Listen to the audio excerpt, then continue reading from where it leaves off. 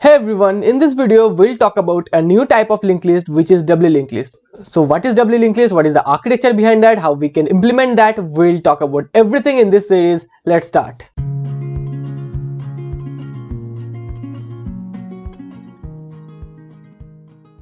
So we have already discussed about what is singly linked list. In singly linked list we have one data part and one address part, but in doubly linked list that scenario is bit different. In doubly linked list we have two address part and one data part. I am repeating this again. In doubly linked list we have two address part and one data part. So let me talk about doubly linked list first. In doubly linked list we have two pointers. One pointer is basically storing the address of previous node, another pointer is for storing the address of next node. So we have two pointers, one is prev and another one is next.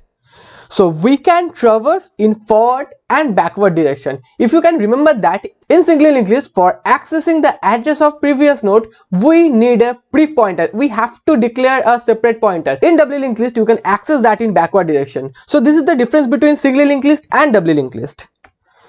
We can quickly insert any node at given position. In singly linked list, if we are trying to insert anything at a particular position, we have to take a prev pointer. That is a bit complicated, but in doubly linked list that is very easy. You just have to move some count variable, then that's all. The fourth point is prev of first node and next of last node will be null. In doubly linked list we have two conditions. Prev of the first node will be null and the next of the last node will be null, because we have to make a termination point, right? I'm not talking about doubly circular linked list. We have some separate cases in doubly circular linked list, but in doubly linked list you have to mention that prev of the first node and next of the last node will be null.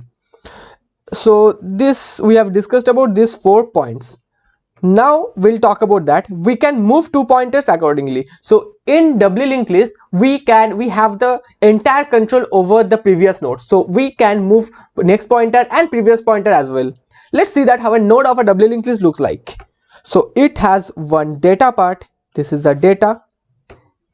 It has a next address part which will store the address of the next node. So this is the new thing that we are discussing about. We have a extra pointer for accessing the address of previous node. So how many pointers we have? We have two pointers. One is next and another one is prev. So let me talk about this. So as you can see in my screen that one doubly linked list is over there. As we know that in linked list what we need a head pointer which will point to the entire list. So in head pointer what we have the address of the first node. So FFF0 is the address of the first node. So that's why we have FFF0 stored over here. So as you can see that our head pointer is pointing to our first node. Now, so as we know that we don't have any nodes before that, so that's why we have the previous pointer as null. We have the previous pointer as null. But in doubly linked list every intermediate nodes will have the value assigned in its prev and next pointer. So what are the intermediate nodes? Let's say that we have a list of 10 nodes. So let's start with 1 and ends in 10. The nodes between 1 to 10, all the nodes will be intermediate nodes. Let's say that 2, 3 up to 9. So these all are the intermediate nodes and all nodes will have their values assigned within the prev and next pointer. So for the last 10 first node we have the prev as null and for the last node we have the next as null. So this is the basic architecture of a doubly linked list. So as we know that, so let me talk about that again. So as we know that our first node will be pointing to the next node. So what is the address of the next node? That is FFF2. So in the next pointer of the first node we have FFF2. Now this is the most important thing of a doubly linked list. So let's talk about this node. In this node, in previous pointer we have the address of a first node and in its next pointer we have the address of the next node. In singly linked list this portion is same as your singly linked list, but we have this new thing here that in previous pointer it will store the address of your first node. Is this portion clear? Now Let's go forward.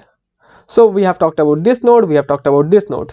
Now let's talk about last node. So in last node we don't have any value over here because we need a terminating condition. In this case the terminate condition is next pointer of the last node will be null. So as you can see that we have null over here, we have null over here. So this is the terminating condition. Now in its previous pointer we have the address of the n-1 node. So let me talk about the size of the list is n, that is 3, and we have the address of n-1 node. So the address of n-1 node is fff2, that is the second node, n-1 equals to 2. So we have the address of n-1 node.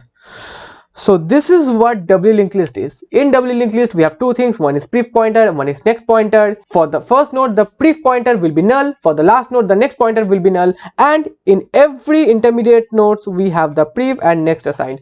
That's why we can easily move to forward and backward. So in this video we have discussed about what is doubly linked list and how many pointers we have. We have two pointers, one is pref and another one is next. For the first node it will be null, for the last node this next pointer will be null, and for the every intermediate nodes we will have value assigned within that. So I hope your concept on doubly linked list is clear. If you have any doubt, just write in the comment section. In the next video we'll talk about that, how we can implement a doubly linked list. See you in the next video.